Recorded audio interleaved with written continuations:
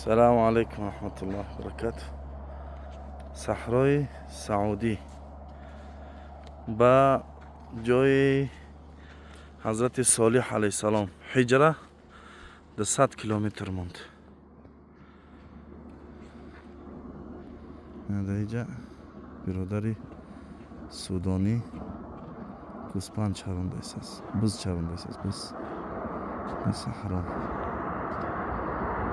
صحرایی که فقط خار داره، دیگه هیچی نیست. اللهم بارك وزد وانعم وادمها علينا يا رب.